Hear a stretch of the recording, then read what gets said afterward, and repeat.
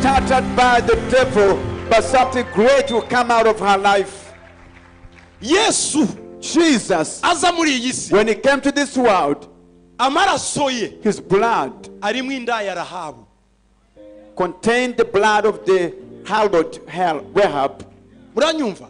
Can you? Nyirakuruza wa Yesu ni indaya. The great grandmother of Jesus was the harlot Rahab.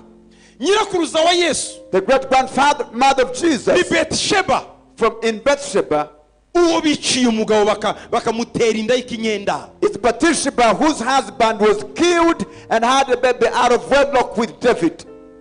Nyirakuruza wa Yesu, one of the great grandmothers of Jesus, ni Tamari, is Tamar, yabzariwe na sebukwe, who had slept with his own father, grandfather, father-in-law, excuse me. Can you imagine?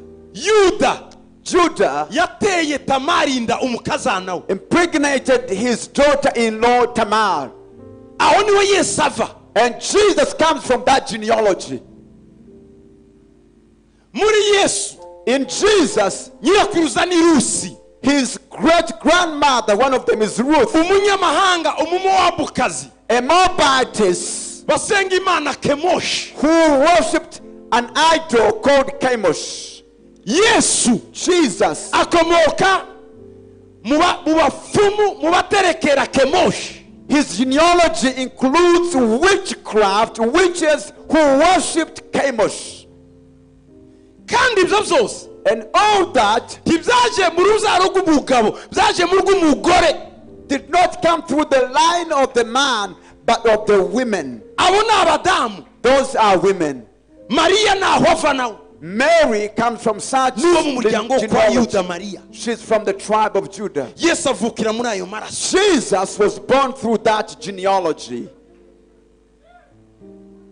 Yabiciyemo ibyo. He went through all that, kugira ngo nitubona Hadasa ntituzamutinye, so that when we see Hadasa, we will not be scared of her.